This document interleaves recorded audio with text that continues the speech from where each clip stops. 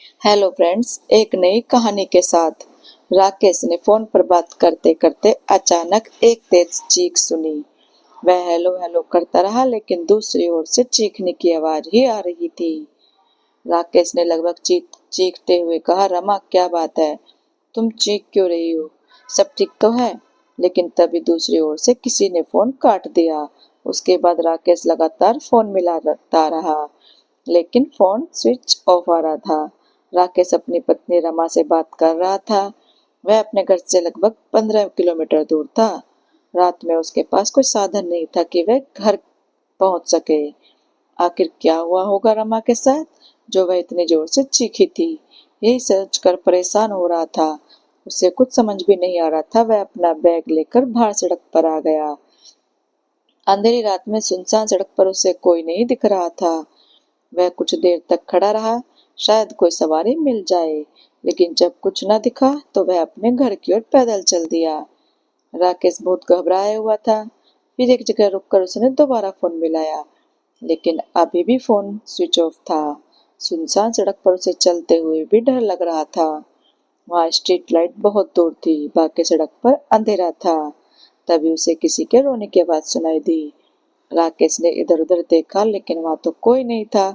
वह आगे बढ़ गया और तेज कदमों से उस स्ट्रीट लाइट की ओर चल दिया। जैसे जैसे वो आगे बढ़ रहा था, किसी औरत के रोने की आवाज उसके कानों में पड़ रही थी। वह और तेज चलने लगा। उसने पलट कर देखा, लेकिन वहां कोई नहीं था। वह और तेज चलने लगा, लेकिन यह क्या, वह जितना तेज चल रहा था, वह आवाज और तेजी से उसके कानों में आ रही थी। राकेश ने रुक रुक कर उस आवाज को सुना तो उसके रोंगटे खड़े हो गए। हे भगवान, ये तो रमा की आवाज है। वह यहाँ कहाँ है। तभी रोने की आवाज बंद हो गई। राकेश को लगा यह उसका वहम है।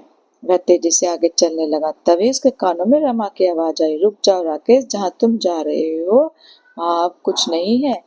मैं यही हूँ तुम्हारे पास। राकेश जोर से चीखा, कहाँ हो तुम रमा, सामने आओ। और तुम इतनी जल्दी यहाँ कैसे आ गई, अभी तो तुम फोन पर बात कर रही थी। राकेश रुककर चारों ओर देखने लगा। तभी उसे फोन की याद आई।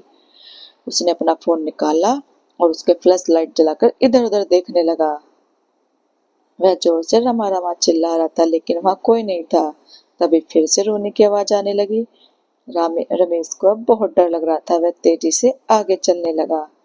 कुछ देर जाने पर उसने देखा, सड़क के किनारे एक पेड़ के नीचे सफेद साड़ी पहने एक औरत खड़ी थी। उसके मुंह पर लंबे बाल ढके हुए थे। वह रो रही थी। राकेश वहीं रुक गया। उसने जोर से कहा, कौन है वहां। वह औरत रो रही थी। राकेश ने उसकी आवाज पहचान ली। अरे रमन, तुम यहाँ कैसे। राकेश उसके पास जाने लगा, लेकिन अचानक वह रुक गया। राकेश को एहसास हुआ कि यह रमा तो नहीं हो सकती। वह वहीं खड़ा हो गया।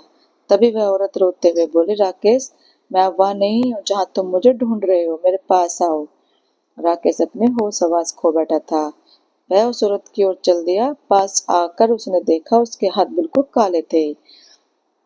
राकेश ने उसके पैरों की तरफ देखने की कोशिश की, लेकिन वे अंधेरे में तो उसके पैर ही नहीं देख पाया। तभी तेज हवा के झोंके से उसके चेहरे से बाल हट गए। राकेश ने जैसे ही उसका चेहरा देखा, उसकी चीख निकल गई। उसके गहरे सन्नाटे में उसकी तेज चीख से पूरा वातावरण गूंज गया।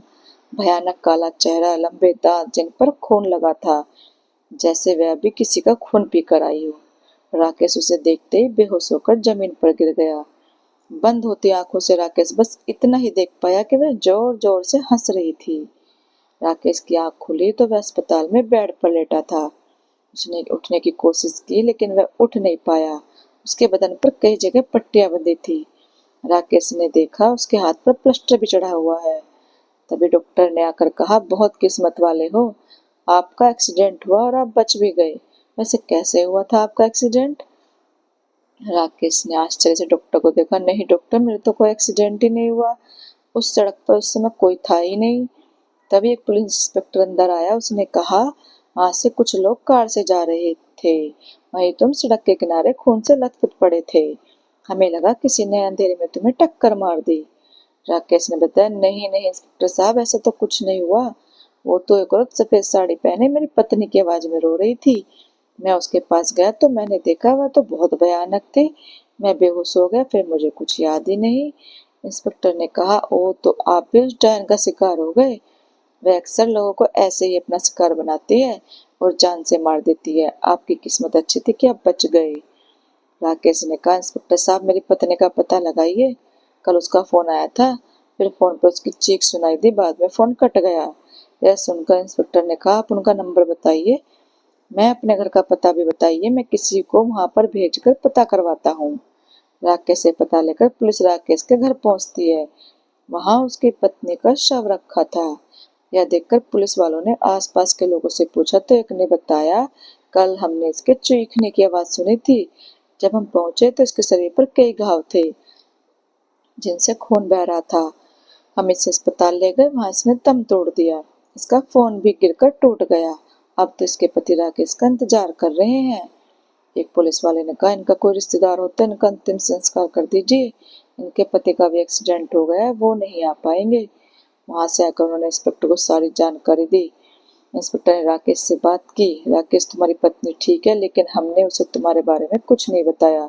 तुम ठीक हो जाओ तब अपने घर जाकर बता देना। यह कहकर इंस्पेक्टर बाहर चला गया। उसने डॉक्टर से कहा, इनकी पत्नी तो मर गई, लेकिन ये बात इसे मत बताना। लेकिन अचानक ये सब कैसे हुआ, कुछ पता नहीं लग पा रहा।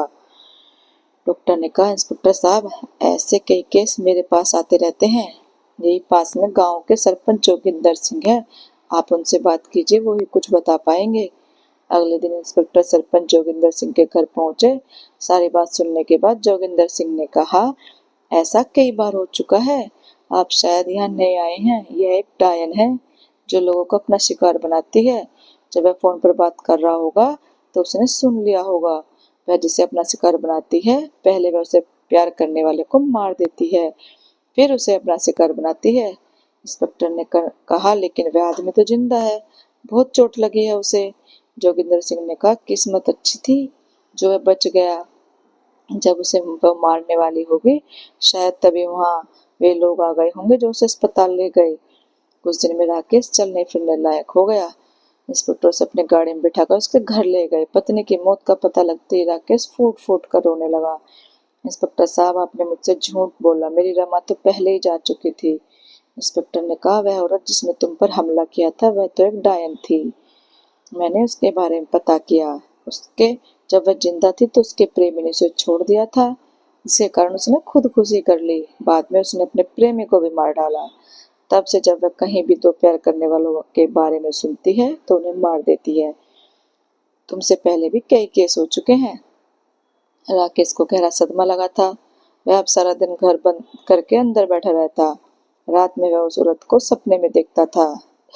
एक दिन इंस्पेक्टर को पता लगा कि राकेश भी मर गया। जब वह वहां पहुंचा तो आसपास वालों ने बताया कि वह रात को उस औरत के दिखने का दावा करता था। वह उससे कहता था, मुझे भी मार दे। आज हमने देखा तो उसका घर खुला पड़ा था और उसकी जमीन पड़ी थी। इंस्पेक्टर जोगिंदर सिंह जो दोनों बात कर रहे थे। इंस्पेक्टर बोला, क्या कभी इस डायन के खौफ से यहाँ के लोगों को आजादी मिल पाएगी? जोगिंदर सिंह ने कहा, पता नहीं, हम तो बस लोगों को समझाते हैं कि रात होते ही अपने घर की खिड़की दरवाजे बंद कर लो और चुपचाप सो जाओ। किसी से बात मत करो, क्योंकि वह अपना शिकार किसी की बातें सुनकर ही करती है। आज भी सड़क पर चारों ओर सन्नाटा रहता है, मौत का सन्नाटा। तो दोस्तों, कैसी लगी आपको ये कहानी? अच्छी लगी तो प्लीज लाइक, कमेंट और शेयर करना और चैनल को सब्सक्राइब करना। Thank you.